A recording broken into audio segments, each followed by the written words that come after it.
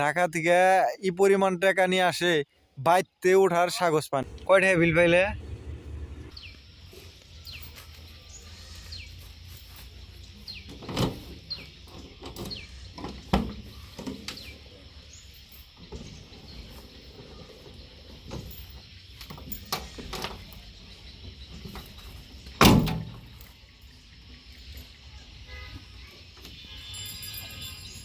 আসসালামু আলাইকুম, কেমন আছেন আপনারা সবাই?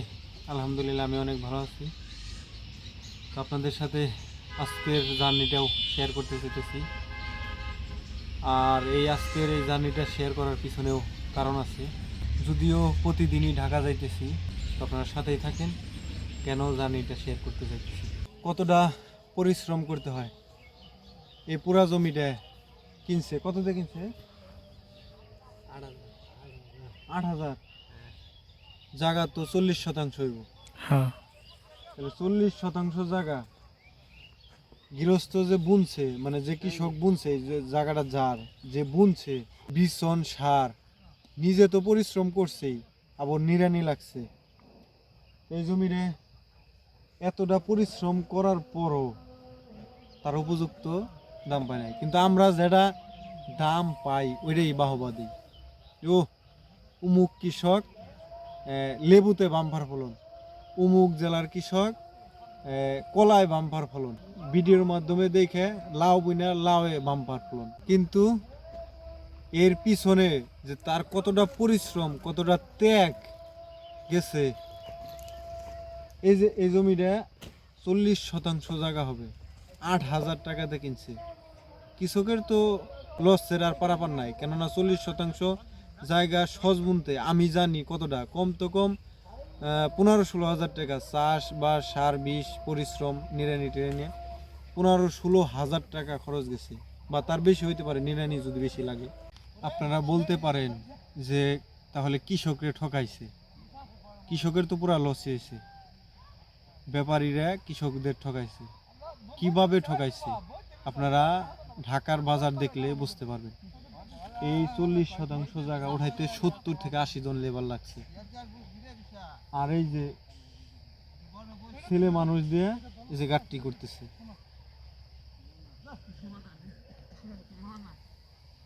ছেলে লেবার দিয়ে গাঁটটি করতেছে। এই গাঁটটিগুলা আমি যে গাড়ি চালাই ওই গাড়িতে নিয়ে যাবো, আমার গাড়ি ভাড়া দিতে হইব, ওদের লেবারের আলাদা খরচ আছে। তারপর বাজারে যায় এটার উপযুক্ত দাম বিক্রি করতে পারলে সে এই যে কস্টিংটা বললাম, এই কস্টিং বাদে যদি কিছু থাকে ওইটা হলো ব্যাপারীর লাভ।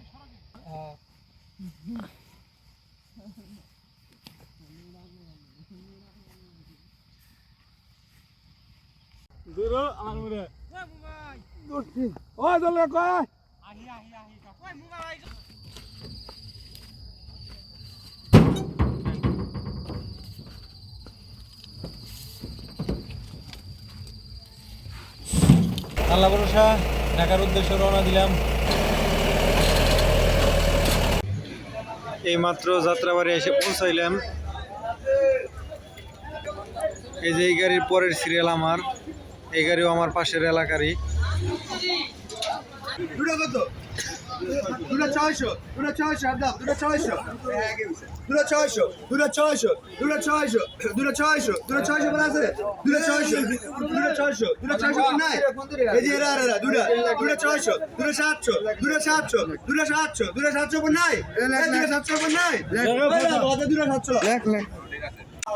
এই যে দেখেন কত, এই যে পৌঁছে গেছে। কিছুই করার নাই, ঢাকা শহরের পরিস্থিতির অতটা ভালো না, যানজট বর্তমানে বেশি। দেখেন এই যে এত সুন্দর সস্তা,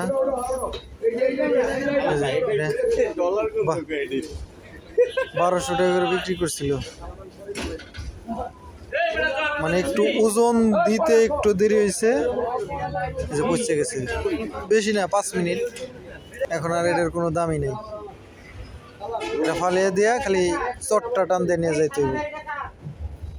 তাহলে চিন্তা করেন ব্যাপারীরা কতটা রিস্কের মধ্যে ব্যবসা করতে হয়, এই ধনিয়া পাতার ব্যবসা কতটা রিস্ক। ওই যে ওটাও 1200 টাকা বিক্রি, 1300 টাকা বিক্রি করছিল, ওই যে পয়সা গেছে, বাচ্চা বাচ্চা নিতেছে 600 টাকা মূল, মানে যেটা ভালো আছে ওইটা নিব 600 টাকা। কোন তাইলে কয়টায় বিল পাইলে?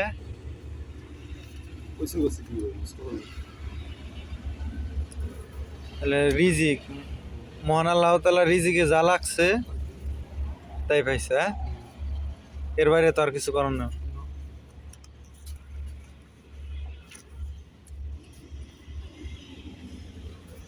এইমাত্র বাড়িতে পৌঁছাইলাম। কালকে তো তোমার হইলো 20,000 হয় নিকে, যদি 96 জন লেবার হয়ে থাকে। 20,000 উপরে খরচ হয়েছে খালি লেবার এই গাড়ি ভাড়া বাদ দে, গাড়ি ভাড়া বাদ হয়েছে।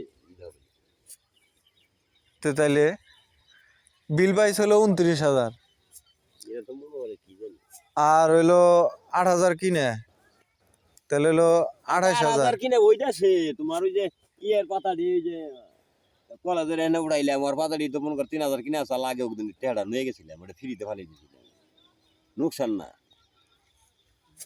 তে তো টেস্ট মারাই। তাই না? হ্যাঁ এটা কহড়া আর তাহলে তোমরা ওইও এর মধ্যে তো আবার আমার গাড়ি ভাড়াও আছে, এই যে ঢুকেছে আমার গাড়ি ভাড়া বাদ মানে ওই যে কেরাবন কইছে যে 10,000 টাকার ক্ষেত্রে 20,000 টাকা লস, মানে উল্টে ডাবল লস। ধনিয়া পাতার ব্যবসা আর কিছু না, আমার ব্যবসা তো সরকারি বরক দেওয়া কুলবাইব না। ওই সরকারে ভর্তুকি দিয়ে উকুল পাইব না, এটা কথা ঠিক। এই ব্যবসা সরকারে ভর্তুকি দিয়ে উকুল পাইব না। কুমিল্লা রাখা না একজন পাইছে হলো 1500 টাকা হলো ই পাইছে, বেচছে 6 টাকা টিনে আইছে, 1400 টাকা ভাড়া। 6 টাকা টিনে আইছে, 1500 টাকা বেচছে, 1400 টাকা ভাড়া।